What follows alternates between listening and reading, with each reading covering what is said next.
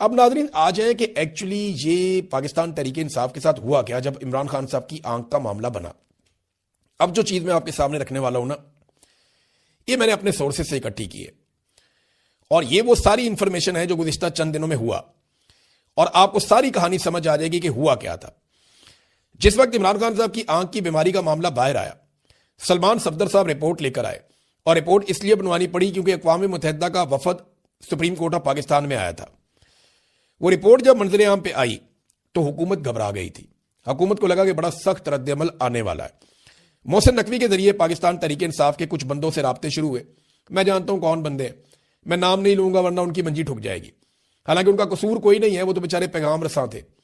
और उन बंदों ने जो पाकिस्तान तहरीक इंसाफ की लीडरशिप है, उन्होंने इमरान खान साहब की फैमिली से राब्ता शुरू किया क्योंकि बीमारी का मामला है तो फैमिली की प्रायोरिटी ज्यादा बढ़ जाती है। तो यकीन दहानी करवाई गई मोहसिन नकवी की जानिब से कि हम ये भी करेंगे, ये भी करेंगे, ये भी करेंगे।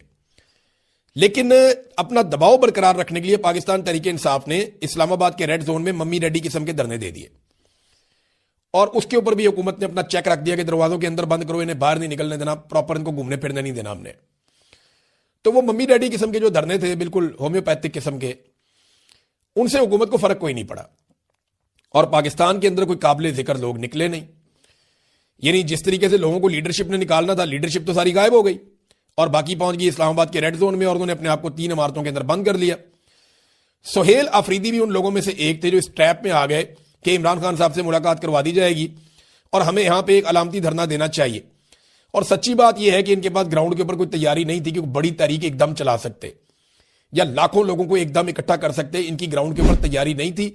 जो बात मैं आपको 1-1.5 महीने से बता रहा था कि जनाब ये मोमेंटम बना रहे हैं, विजुअल्स बन रहे हैं, लेकिन ग्राउंड पे तैयारी नहीं है। अब हुकूमत ने जब ये देखा ना कि दम खम नहीं है इनके अंदर, तो हुकूमत की नीयत बदल गई। फिर हुकूमत ने जो वादे किए थे वो उनसे मुकर गए और बड़े आराम से हुकूमत ने छोटे छोटे बहाने बना के इनको फारिग कर दिया और पाकिस्तान तहरीक इंसाफ के पास कुछ भी बाकी नहीं बचा। ये पाकिस्तान तहरीक इंसाफ के साथ हुआ है। ग्राउंड पे कोई बहुत बड़ी तैयारी करनी चाहिए थी पाकिस्तान तहरीक इंसाफ को और अब वो करने जा रहे हैं। देखिए, इमरान खान साहब की रिहाई के लिए जो अमन फोर्स है, यानी इसका नाम अब मैं आपको बता देता हूं, इमरान खान रिहाई फोर्स इसका नाम बताया था सोहेल अफरीदी साहब ने। मेरी कासिम सूरी साहब से बात हुई तो उन्होंने कहा जी इसके ऊपर जो एतराज किया जा रहा है ना कि मुसल्ला विंग है, तो उन्होंने कहा जी हम मुसल्ला पार्टी है ही नहीं, हमने कभी गोली नहीं चलाई, हमने कभी किसी को कत्ल नहीं किया, बल्कि हमारे ऊपर जो कत्ल डाले गए बाद में पता चला कि वो तो किसी और ने किए।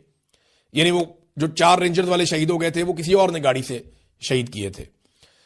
तो हम तो एक पुरअमन पॉलिटिकल पार्टी हैं, तो हम इसके अंदर एक लफ्ज अमन शामिल कर देंगे। कासिम सूरी साहब ने मुझे बताया, वो आजकल अपने चैनल पे भी ये चीजें बता रहे हैं और मेरी आपसे गुजारिश है उनके चैनल को फॉलो करें, उनके चैनल को देखें।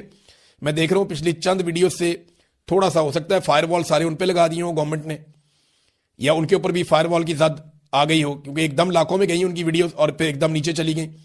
तो आप सबसे गुजारिश है कि कासिम सूरी साहब की वीडियोस भी देखें ताकि उन्हें भी सपोर्ट मिले और उनके जरिए से पाकिस्तान में जमहूरियत को सपोर्ट मिले। तो अभी जनाब ये इमरान खान रिहाई अमन फोर्स इसका नाम रखा जाएगा, इकराफ, IKRAF, इकराफ, इमरान खान रिहाई अमन फोर्स। और ये बहुत बड़ी तैयारी करने जा रहे हैं मेरी इतला के मुताबिक। इस वक्त पाकिस्तान तहरीक इंसाफ में इस आइडिया को लेकर कुछ जगहों पे बेचैनी है। कुछ लोगों को लगता है कि हमारा हक ना मारा जाए, कुछ लोगों को लगता है कि ये तो हमसे बड़ी चीज बनने जा रही है, कुछ लोगों को लगता है कि ये तो एक बहुत बड़ा तसादुम शुरू हो जाएगा, कुछ लोगों के ऊपर एजेंसियों का दबाव है कि ये काम आपने होने नहीं देना। तो हर एक के अपने अपने तहफ्फुज़ात हैं, लेकिन बहुत सारे लोग इसके साथ खड़े हैं, इस कॉज के साथ कि ठीक है बनाओ एक बहुत बड़ी फोर्स नौजवानों की और ये घी सीधी उंगली से नहीं निकलेगा। और यही वो स्ट्रीट मूवमेंट है जिसके बारे में इमरान खान साहब ने कहा था। अब ये होगा क्या, देखें, इसके अंदर यूथ विंग भी होगी, इसके अंदर खवातीन विंग भी होगी, लॉयर विंग भी होगी, स्टूडेंट विंग इसके अंदर होगा, आम नौजवान, ताजर विंग, उलमा विंग, यानी बहुत सारी पाकिस्तान तहरीक इंसाफ या अपोजिशन के जितने लोग हैं जो अलग अलग तरह से हैं या अवाम के अलग अलग तरह के जो पूरे एक पोर्शन हैं वो सारे इसके अंदर शामिल हो जाएंगे। तो ये इनका टारगेट बहुत बड़ा है, बहुत बड़ा टारगेट है। मैं अभी बता नहीं रहा, वो खुद ही अनाउंस करेंगे। एक बड़ा टारगेट उन्होंने रखा है कि इतने नौजवान हमने खैबर पख्तूनख्वा से इकट्ठे करने और फिर पंजाब से इतने, फिर बलूचिस्तान और सिंध का, आजाद कश्मीर का, गिलगित बल्तिस्तान का, हर जगह का उनका अपना एक टारगेट है कि बड़ी तादाद में लोगों को इकट्ठा किया जाएगा। फिर ये लोग क्या करेंगे उसका भी पूरा मंसूबा है। तो ये बड़ा काम होने जा रहा है आने वाले दिनों में। देखिए, मैं मायूस कभी नहीं होता और मैंने आपको कहा कि मैं आपको मायूस होने नहीं दूंगा। अब लड़ाई लड़नी जो है इसमें कभी आप नीचे गिरेंगे, कभी आप उठेंगे, कभी आपको चोट लगेगी, कभी आप चोट पहुंचाएंगे, कभी आप पीछे हटेंगे, कभी आप आगे बढ़ेंगे, कभी आपको शिकस्त होगी, कभी आप शिकस्त देंगे। लड़ाई तो लंबी चलेगी। इमरान खान साहब बाहर आ जाएंगे ना, ये लड़ाई फिर भी चलेगी और ये चलती रहेगी। इस लड़ाई में पाकिस्तानियों को एक दिन जीतना है और एक दिन पाकिस्तानी जीत जाएंगे इंशाल्लाह। तो ये एक बहुत बड़ा फैसला है और इस पे मेरी इत्तला के मुताबिक एस्टेब्लिशमेंट ने फौरी तौर पे इंफॉर्मेशन गैदरिंग शुरू की है कि ये आइडिया क्या है, इसके अंदर क्या होगा, कौन लोग इसको लेकर आ रहे हैं और उनको रोकना कैसे है। तो सुहेल अफरीदी के खिलाफ बहुत सारी साजिशें आने वाले दिनों में आप देखेंगे, बहुत सारी चीजें आप देखेंगे, बहुत सारे लोग लॉन्च होंगे, बहुत सारी स्टोरीज लॉन्च होंगी, लेकिन साथ साथ वो काउंटर भी होंगी। तो नादरीन, ये मैंने आपको बता दिया। अब एक खबर अलीना शिगरी साहिबा ने दी है। देखें, वो जहाज वाला जो मामला है, मुझे लगता है कि अज़मा बुखारी साहिबा जो है ना इंफॉर्मेशन मिनिस्टर, वो अपोजिशन की तरफ से खेल रही हैं। जितनी शर्मिंदगी उन्होंने पंजाब हुकूमत की करवाई है ना, उतनी शर्मिंदगी पंजाब हुकूमत खुद कभी भी हासिल नहीं कर सकती थी। यानी उन्होंने बहुत सारी ऐसी हरकतें की हैं जिससे पंजाब हुकूमत को लगातार शर्मिंदगी हो रही है और उनका एक के बाद एक झूठ पकड़ा जा रहा है। मेरे ख्याल में पंजाब हुकूमत जितनी जल्दी उनसे जान छुड़वा ले उतना बेहतर होगा पंजाब हुकूमत के लिए। बहुत सारे और लोग हैं वो अच्छा काम कर सकते हैं इंफॉर्मेशन मिनिस्टर के तौर पे। अब अलीना शिगरी साहिबा ने ये जहाज वाला जो इन्होंने एक ब्लंडर किया, उस पर उन्होंने एक खबर दी है, मैं आपके सामने रखता हूं। उन्होंने कहा जी, मरियम नवाज अपने दौरों के लिए पाकिस्तान एयरफोर्स का जहाज इस्तेमाल करती रही है जो टैक्स दहिंदगान के पैसे से चलता है। इस जहाज के अंदर मौजूद सीट कवर्स, उनका रंग मरियम नवाज को पसंद नहीं आया था। फिर बताया जा रहा है कि जहाज की सीटों के कवर तब्दील करने पर तकरीबन 1.5 करोड़ रुपया खर्च किया गया कि मरियम नवाज साहबा को एयरफोर्स के जहाज के अंदर सीटों का रंग पसंद नहीं है, लिहाजा सीटों का रंग तब्दील कर दिया जाए। 1.5 करोड़ इन्होंने खर्च कर दिया उस काम पे। यानी मरियम नवाज की ख्वाहिश थी कि जब वो सफर करें तो जहाज की सीट कवर उनके पसंदीदा स्टाइलिश रंग में हो और इस ख्वाहिश पर अमल दरामद भी किया गया, वो भी आम आवाम के टैक्स के पैसे से। और पाकिस्तानी भूखे मर रहे हैं। ये जनाब जितने की एयरलाइन बेची है उससे महंगा इन्होंने अपने लिए एक लग्जरी तरीन तैयारा ले लिया है। अमीर तरीन हुक्मरान ऐसे तैयार नहीं रखते जैसे हुकूमत पंजाब ने अपने लिए तैयारा ले लिया है। ये अवाम से प्यार करेंगे, ये अवाम के लिए काम करेंगे, सवाल ही पैदा नहीं होता। तो आप जो मर्जी कर ले, ये मुश्किल हो जाएगा। लोग पाकिस्तान में सरमायाकारी नहीं लेकर आएंगे क्योंकि सियासी इस्तेहकाम पैदा नहीं होगा। इस रजीम ने ना नाज़रीन अभी बहुत सारे और जाली काम करने हैं। मैं आपको वक्त के साथ साथ बता रहा हूं, गवाह रहिएगा। मुस्तकबिल में बड़े बड़े सहाफती नाम, बड़े बड़े सियासी नाम यही वाला सौदा बेचेंगे और ये कहानियां सुनाएंगे, क्योंकि यजीद वक्त के खिलाफ बोलना बहुत मुश्किल होता है, वो कोई बात नहीं करता। तो ये जब एक पॉलिटिकल पार्टी को आप एक दुश्मन की तरह डील करते हैं तो उस पॉलिटिकल पार्टी के अंदर तो कोई भी हो सकता है। तो एक बड़ा अफसोसनाक वीडियो जो है, जो पाकिस्तानी तारीख को चिढ़ाता रहेगा, ये भी है। जनरल अमजद शोएब को जैसे गिरफ्तार करके एक सेल में डाल दिया गया। ये मैं फोर्सेस के लोगों का नाम इसलिए ले रहा हूं कि ये वो लोग हैं जिन्होंने पाकिस्तान के लिए लड़ाइयां भी लड़ी हैं, पाकिस्तान के लिए काम भी किया हुआ है, लेकिन इनको भी रुस्वा किया गया सिर्फ और सिर्फ पाकिस्तान तहरीके इंसाफ को दीवार के साथ लगाने के लिए, या उनका मौक़िफ़ सामने कोई भी लेकर आता था तो उनके साथ यही किया जाता था। ये सिर्फ मौजूदा जो मिलिट्री एस्टेब्लिशमेंट है उसकी जिद है और ये हर दौर में ऐसे ही रहे हैं। फातिमा जिन्ना के खिलाफ जो एस्टेब्लिशमेंट थी वो उनके खिलाफ यही करती थी। इसी तरह जो जुल्फिकार जी भुट्टो के खिलाफ एस्टेब्लिशमेंट थी वो भी यही करती थी। जो ज़ियाउल हक था वो ऐसा चौड़ा होकर बैठता था, मूंछों को ताऊ दे के वो कहता था ये उड़ा दो सारी, चक्कर ही कोई नहीं है, अदालतें आज़ाद हैं, ये भुट्टो को ये कर देंगे। उसको किया इन्होंने अपने अपने दौर में, जो याह्या खान ने किया, जो अयूब खान ने किया, जो परवेज मुशर्रफ ने किया पाकिस्तान में सियासतदानों के साथ, सबने देखा। परवेज मुशर्रफ ने नवाज शरीफ को भी जेल में डाला, इमरान खान को भी जेल में डाला। और ये बहुत सारी जमातें जो आजकल जमहूरियत की चैंपियन बनी हुई हैं, ये परवेज मुशर्रफ के भी साथ मिल गए थे लोग, और अब मुख्तलिफ पॉलिटिकल पार्टीज के अंदर आके अपना अपना काम कर रहे हैं। नाज़रीन, ये यौम दिफा के मौके पर एक और खबर है। अमरीकी तैयारे आए हैं, अमरीकी फौजी भी आए हैं, वो इमदाद लेकर पहुंचे हैं पाकिस्तान। अच्छी बात है, अमेरिका जो है यूएस एड के जरिए मदद करता रहता है पाकिस्तान की, लेकिन यहाँ पे जो खुर्रम इकबाल साहब ने खबर दी है वो ये बताते हैं कि जी यहाँ पे अमरीकी फ़ौजियों की एक फ़ोटो उन्होंने शेयर की, पाकिस्तानी फ़ौजी भी साथ खड़े हुए हैं। ये एयरबेस के ऊपर आए, नूर खान एयरबेस पे मुबैना तौर पे इमदादी सामान लेकर अमरीकी फ़ौज।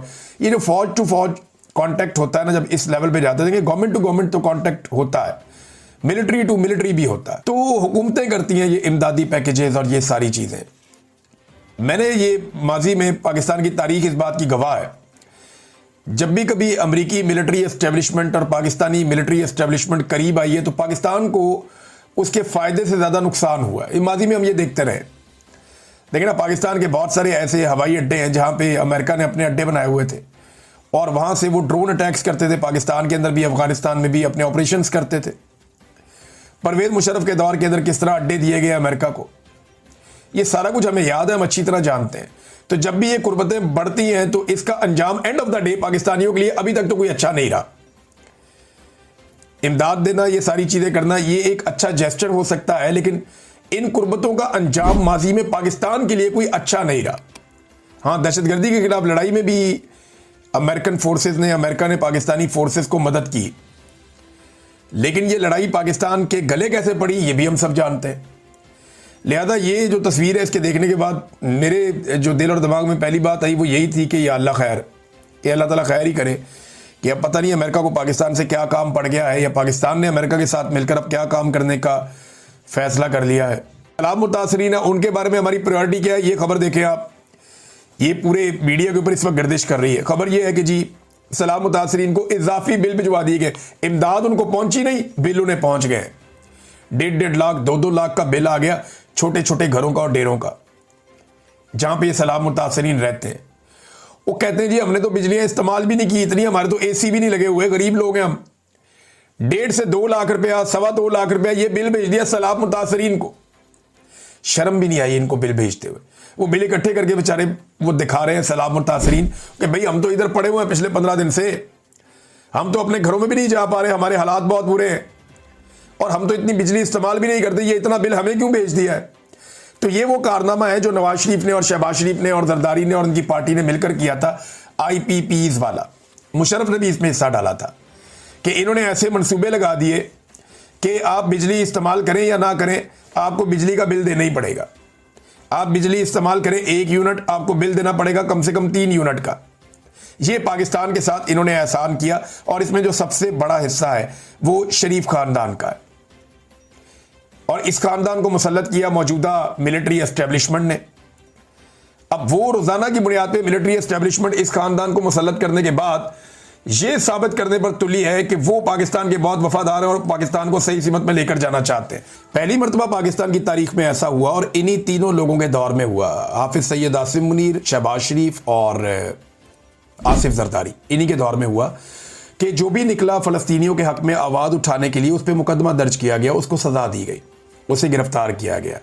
सेनेटर मुश्ताक साहब की मिसाल है, पाकिस्तान तहरीक इंसाफ के लोगों की मिसाल है, बहुत सारी मिसालें। दुनिया भर के स्टेडियम्स के अंदर आप ले जा सकते हैं फलस्तीन का झंडा, उनके खिलाड़ी फलस्तीन का झंडा उठाकर घूमते हैं। पाकिस्तान में क्रिकेट मैच के दौरान भी आप स्टेडियम में फलस्तीन का झंडा नहीं ले जा सकते, पुलिस आपसे छीन लेती है। तो ताहिर अशरफी साहब, ये झूठ है, ये गलत बात है, आप गलत बयानी कर रहे हैं। पाकिस्तान में कोई फलस्तीन का साथ नहीं दिया इस मरतबा, बिल्कुल नहीं। आपने कहा जान से साथ देंगे, तो एक भी पाकिस्तानी नहीं मारा गया या शहीद हुआ। फलस्तीनी रोजाना तकरीबन 80 के करीब शहीद हो रहे हैं, एवरेज भी अगर आप निकालें। आजकल के दिनों की मैं बात कर रहा हूँ, वो भूखे जो है वो भूखे हैं बेचारे, वहां पे उनकी शहादतें भूख की वजह से हो रही हैं। पाकिस्तान ने अमली तौर पे क्या किया, इसमें कख नहीं किया, सिर्फ ज़बानी जमा खर्च है। और ये आप भी ज़बानी जमा खर्च कर रहे हैं। आपने फ़लस्तीन जाना नहीं है मदद करने के लिए और फ़लस्तीनियों के लिए आपने नारे ऐसे लगाने हैं जैसे कि बहुत बड़ी कामयाबी हो गई। फवाद चौधरी साहब ने कहा था कि बंदोबस्त कर देते हैं, मैं खर्चा कर देता हूँ, जिसने जाना है फ़लस्तीन मैं पैसे देता हूँ, जाओ पहुँच जाओ, तो नस गए सारे। तो ये कहानियाँ हमने कौम ने बड़े लंबे अरसे तक सुनी है, बड़े लंबे अरसे से हम सुन रहे हैं। ये आपने चूरन बहुत बेच लिया पाकिस्तानियों को, ये और नहीं बिकना। नाज़रीन, एक और chief justice of Pakistan justice Yahya Afridi साहब पे एक लंबी चार्जशीट आ गई है 6 सवालों की, जो जस्टिस मंसूर अली शाह साहब ने लिख कर भेज दिए। बहुत सारे सहाफ़ियों ने इसको रिपोर्ट किया। मरियम नवाज खान साहबा ने बहुत अच्छे तरीके से रिपोर्ट किया इसको, जो है वो बड़ा अच्छा रिपोर्ट किया। साकिब बशीर साहब ने भी, सिद्दीक जान साहब ने इसके ऊपर बड़ा ज़बरदस्त जो है वो मैं उनका पीस देख रहा था। लेकिन ये रख सकती, ये खत मेरी ज़ाती शिकायत नहीं बल्कि बावकार और जिम्मेदाराना हैसियत से लिखा गया। मैंने आपके दौर में सबसे ज़्यादा 3556 मुकदमात निपटाए और 35 रिपोर्टेड जजमेंट्स दी। अदालत को मुनज़्ज़म फौजी दस्ता बनाना चाहते हैं जहां सब बस अतात करें। ये बड़ा एक अहम नुक्ता उन्होंने उठाया कि क्या ऐसा है कि अदालत को एक मुनज़्ज़म फौजी दस्ता बना दिया जाए जहां सारे अतात करें। एक ब्यूरोक्रेसी की तरह अदालत चलाई जा रही है ना। और जो सवालात हैं वो मैं आपके सामने रख देता हूं। ये चार्जशीट है। प्रैक्टिस एंड प्रोसीजर कमेटी का इजलास क्यों नहीं बुलाया? दूसरा, सुप्रीम कोर्ट रूल्स की मंजूरी फुल कोर्ट के बजाय सर्कुलेशन के जरिए क्यों ली गई? बहुत इंपॉर्टेंट। तीसरा, इख्तलाफी नोट को जारी करने से मुताल्लिक पॉलिसी में तब्दीली के लिए इनफरादी तौर पर मुशावरत क्यों की गई? बहुत अहम है। चौथा, जजेस की छुट्टियों पर जनरल ऑर्डर क्यों जारी किया गया? ये जजेस को कंट्रोल कर रहे हैं ना कि हमारी मर्जी का जज बाहर जाएगा, नुमाइंदगी करेगा दुनिया में सुप्रीम कोर्ट की, पाकिस्तान की, कोई दूसरा जज जाके नुमाइंदगी ना कर दे वरना बड़ी मुसीबत हो जाएगी। अब पांचवा, 26वीं तरमीम के खिलाफ दरखास्तों पर ओरिजिनल फुल कोर्ट क्यों तश्कील नहीं दिया गया? छठा, जजेस को खुद मुख्तारी देने की बजाय आप उन्हें कंट्रोल्ड फोर्स के तौर पर परवान चढ़ा रहे हैं। अगले वीलॉग में आपको बताऊंगा। अब तक के लिए इतनी, अपना ख्याल रखिएगा, अपने चैनल का भी। अल्लाह हाफिज़।